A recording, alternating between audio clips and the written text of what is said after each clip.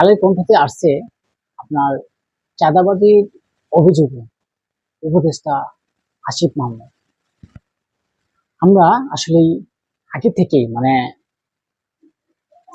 ছাত্র জনতার যে 24-এর ছাত্র জনতা যে কোনো অভ্যুত্থান, সেই কোনো অভ্যুত্থান থেকে পর থেকেই যে উপদেষ্টা আসিফ মাহমুদ এবং তার বাবার নামে আমরা বিভিন্ন সংশ্লিষ্টতা দেখে আসছি। কিছুদিন আগে দেখলাম যে তার বাবা এলাকায় অনেক কিছু দখল করেছেন এবং মানুষের সাথে খারাপ ব্যবহার করেন, অনেক ক্ষমতাগিরি দেখান। এবং কয়েকদিন ধরেই মিডিয়াতে একটা জিনিস চলছে, সেটা হচ্ছে উপদেষ্টা আসিফ মাহমুদ। আসলে কি এটা সত্যি ঘটনা নাকি মিথ্যা ঘটনা? আসলে আমরা এটা এখনো তদন্ত শেষ হয় নাই। তো সে বিষয়টা আমি যে রাজধানীর গুলশানে, কালের কণ্ঠতে আছে রাজধানীর গুলশানে সাবেক এমপির বাসায় চাঁদাবাজির ঘটনা, গ্রেপ্তার গণতান্ত্রিক ছাত্র সংসদের বহিষ্কৃত নেতা জানে আলম। অপুর স্বীকারোক্তিমূলক একটি ভিডিও সামাজিক যোগাযোগ মাধ্যমে ভাইরাল হয়েছে। সেখানে চাঁদাবাজির অভিযোগে আসিফ মাহমুদকে বলা হয়েছে। এবং আসলে এই যে শেখ হাসিনার সময় যে একজনের একটা ঘটনা করলে আরেকজনের ফাঁসাই দিচ্ছে, আমরা কি বর্তমানে এখনো কি তাই দেখতে পাচ্ছি? এখন নাকি আসলেই সত্যিকারে সে চাঁদা নিয়েছে এবং সে আসলে চাঁদার সাথে জড়িত, নাকি সত্যিকারে জড়িত না? আমি একটা জিনিস বারবার বলতে চাচ্ছি যে আমরা সত্যের পথে কাজ করতে চাই। বাংলাদেশের মানুষ চাই যে দেশে মানুষ যাতে ভালোভাবে থাকে এবং সত্যের পথে চলে।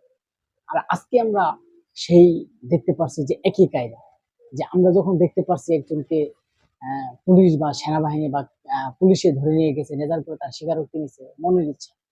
আসলে সে কি করেছে আমরা এটা জানতে পারি না, কিন্তু বাংলাদেশের এমন একটা আইন হওয়ার দরকার যে যা পুলিশের সাথে পুলিশ যখন তার স্বীকারোক্তি নেবে, সেটা স্বীকারোক্তির সাথে ডাইরেক্ট ভিডিও সহ দেওয়া হয়, যে আমরা কেউ কিছু বিশ্বাস করবো যে আসলে এই ঘটনা সত্য না মিথ্যা।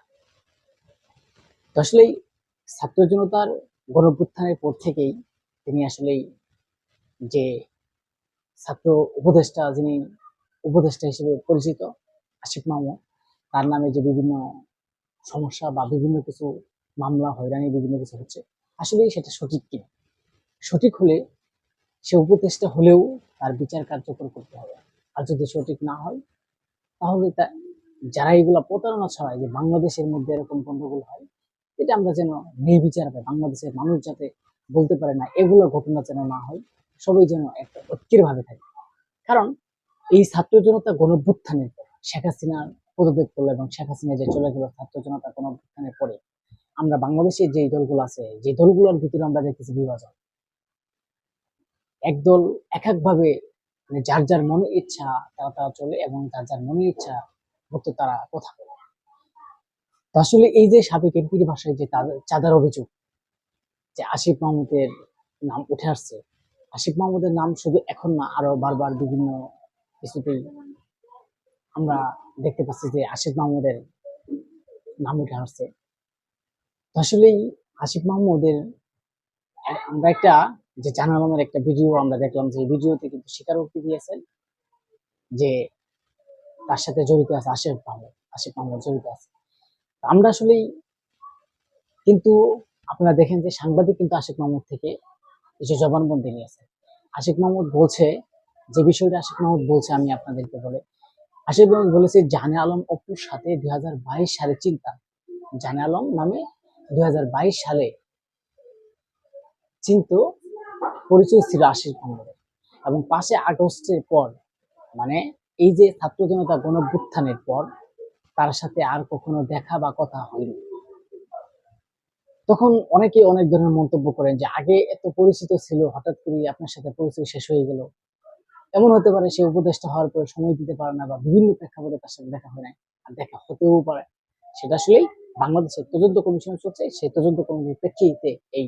কিন্তু আমি একটা কথা আমাদের বারবার এই বাংলাদেশের মানুষ বুঝতেছে না, যে এখনো কি মানুষ প্রতারণার শিকার হচ্ছে কিনা। কিন্তু এরপরে যে তিনি আসলে তদন্ত হলে এখন কি আসিফ মাহমুদ এটা ঠিক হবে, নাকি অন্য কারো তদন্ত হলে ঠিক হবে? কারণ এখন আসিফ মাহমুদ হচ্ছেন একজন উপদেষ্টা, কিন্তু এখন তদন্ত এমন হতে পারে যদি আসিফ মাহমুদ জড়িত থাকে, তাহলে তদন্ত কমিশন বা আসিফ মাহমুদের একজন উপদেষ্টা তার বিরুদ্ধে কিছু বলতে পারবে না। এটাও হতে পারে। এমন হতে পারে যে আসিফ মাহমুদ জড়িতও না। তাহলে আমরা যে এই বাংলাদেশের তদন্ত এখনো যে নিরপেক্ষ পাবো, এটা তো আমরা বলতে পারছি না। তার মধ্যে আপনি জানেন জাহান আলমের অপূর্ব কালকে এক মিডিয়াতে তিনি স্বীকারোক্তি দিয়েছেন যে তার নাকি জোরপূর্বক ভাবে এই ভিডিওটা নেওয়া হয়েছে, যে আসিফ মাহমুদ জড়িত বা বিভিন্ন কিছু তার জোরপূর্বক ভাবে ভিডিও নিয়ে নেওয়া হয়েছে। তিনি বলছেন যে একজন বিএনপির বাসায় থেকে এই ভিডিওটা নেওয়া হয়েছে।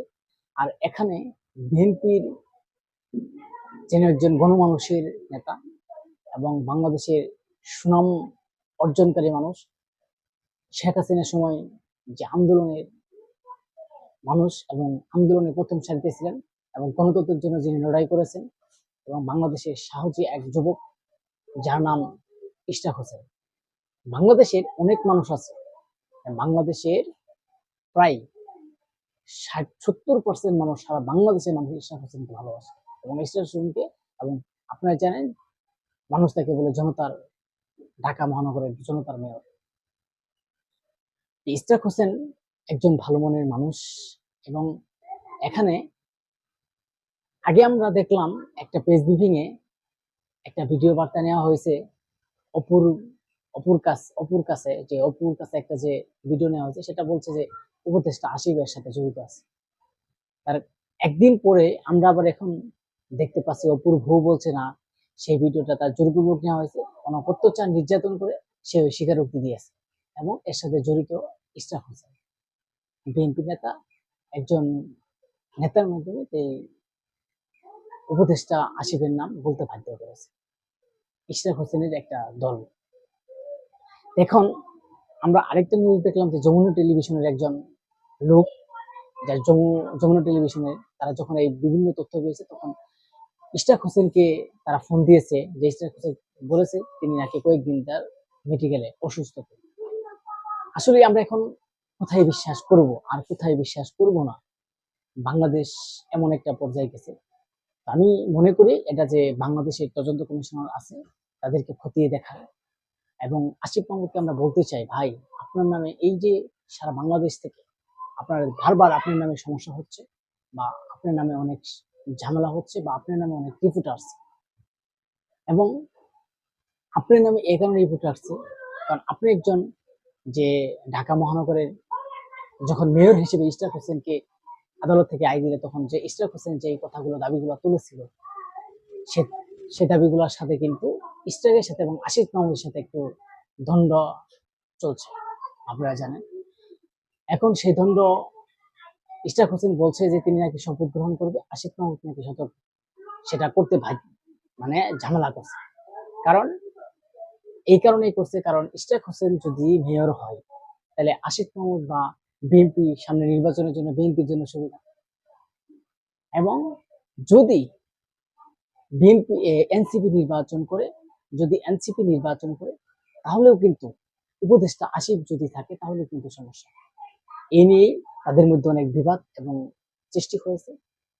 আমরা আসলেই বাংলাদেশের যে আইন সংস্থা আছে, আমরা তাদেরকে বলবো যে খতিয়ে দেখার, এটা বাংলাদেশের যে ঐক্য, সে ঐক্য যাতে বিনষ্ট না হয়, নিজেদের মধ্যে যেন কোনো ঝামেলা না হয়।